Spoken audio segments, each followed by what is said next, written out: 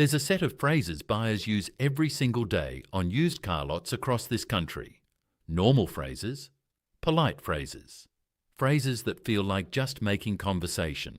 And every one of them is costing people hundreds, sometimes thousands, of dollars before they even sit down to negotiate. I know because I used to train salespeople to listen for them.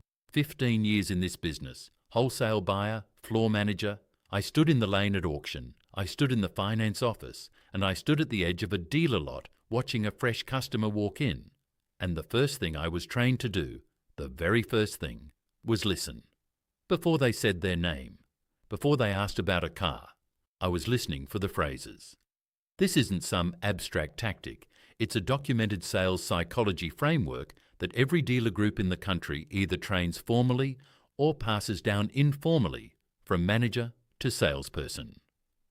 The moment a buyer says certain things, it triggers a response chain, a sequence, a set of moves the salesman has made hundreds of times, and you're starting it without knowing it.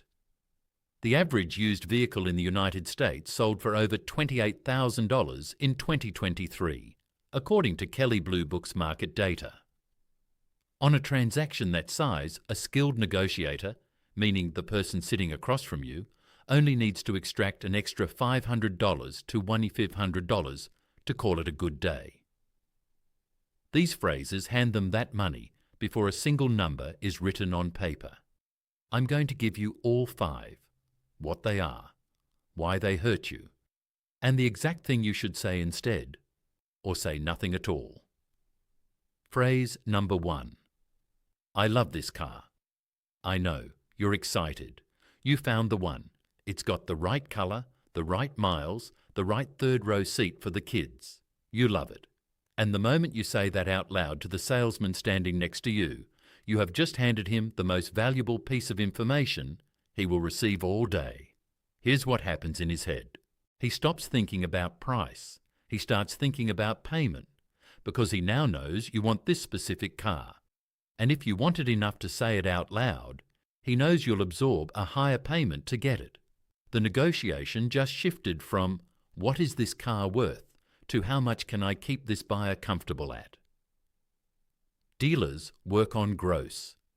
Gross is the difference between what they paid for a car and what they sold it for.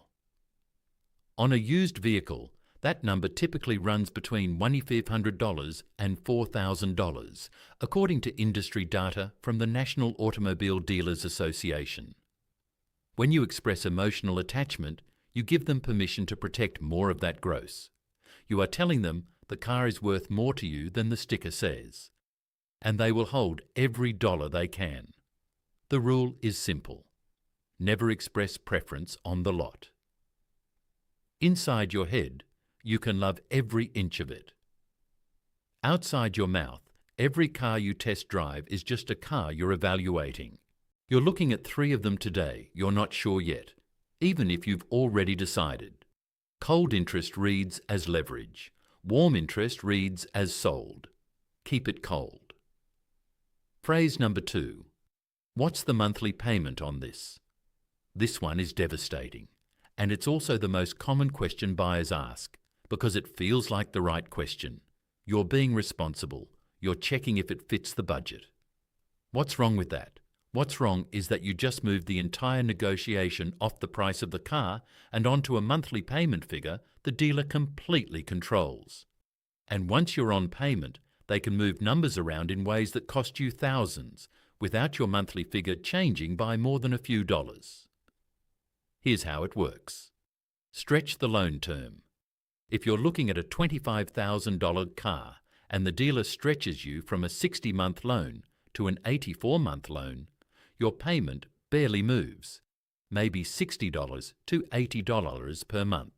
But you've just added $3,000 to $5,000 in total interest over the life of that loan.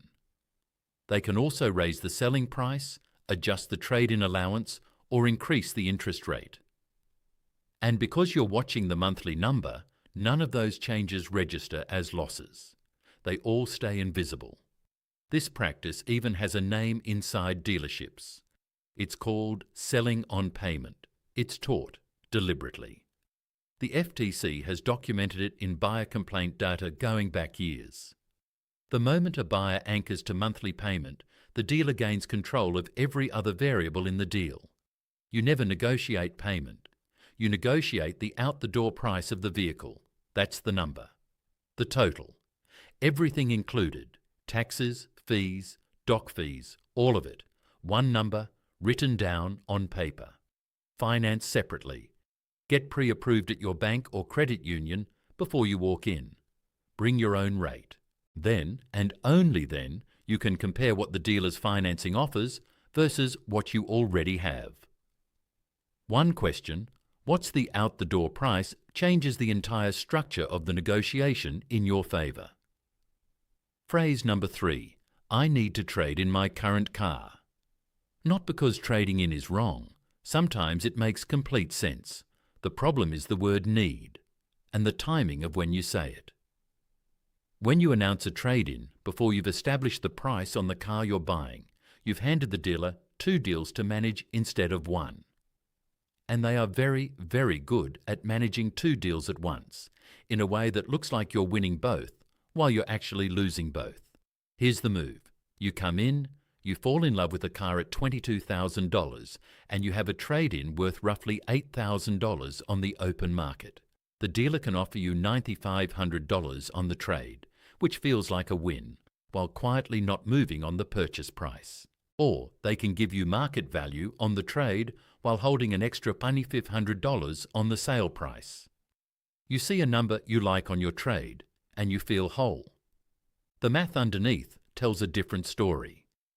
Industry analysis from IC Cars and Edmunds has consistently shown that buyers who negotiate the purchase price of a new vehicle first, before introducing a trade-in, recover an average of $800 to $400 more in combined transaction value than buyers who put both deals on the table simultaneously.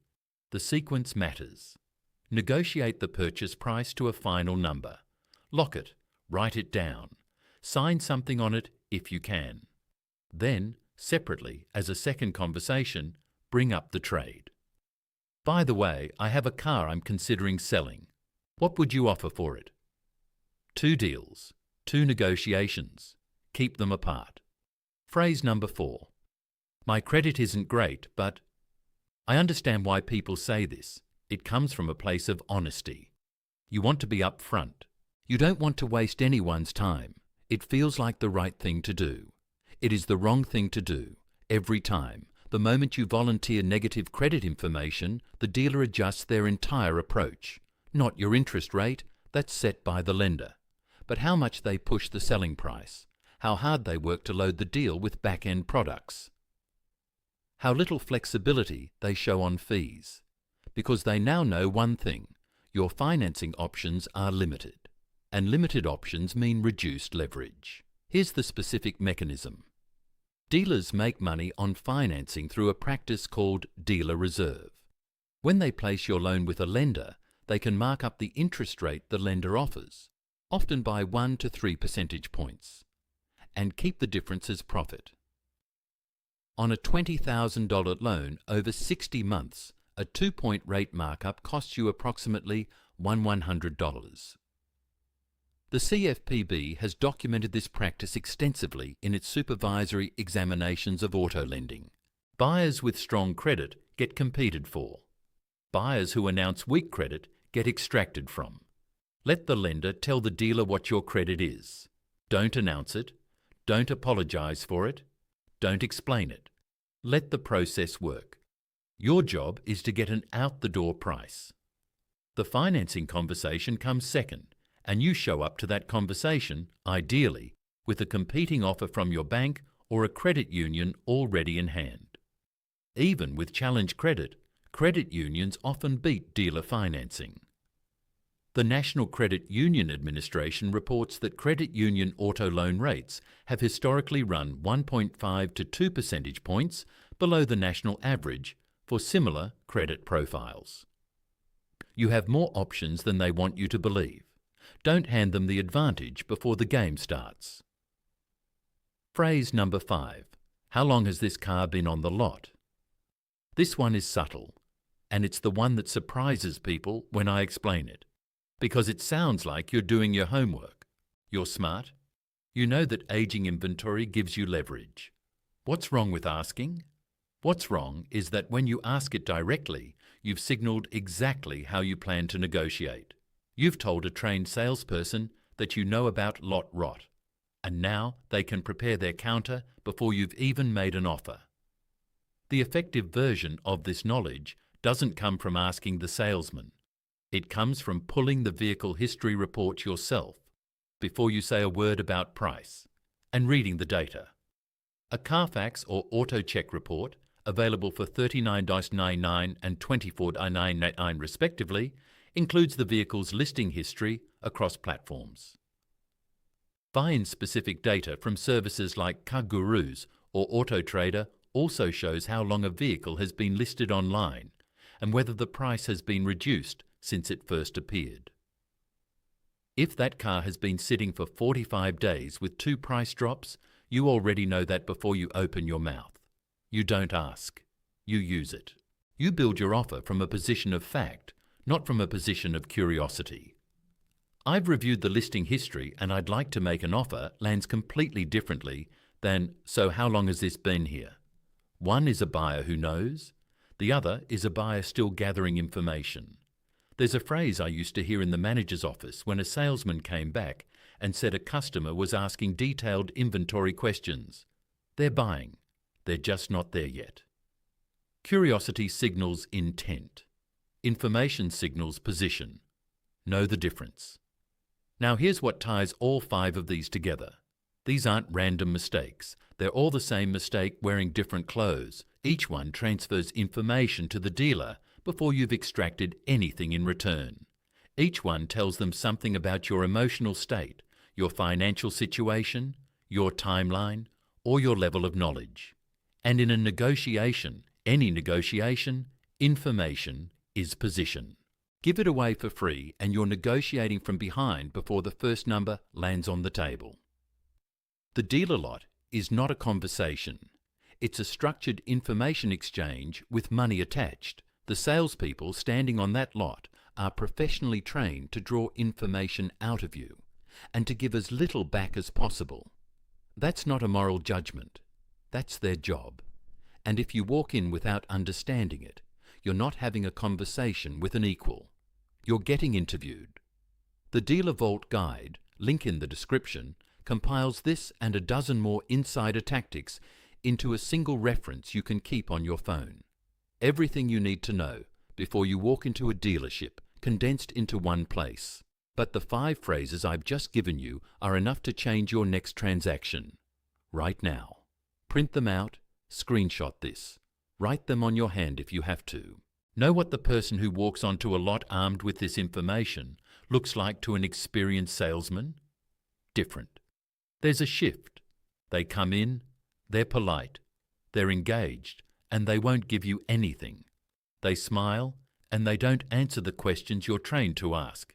They ask for the out-the-door price and they don't blink when you try to move them to payment. They're curious about 3 vehicles, not 1. And they've already pulled the history on all of them before they got out of the car. That buyer doesn't get worked. That buyer gets respected because they've earned it.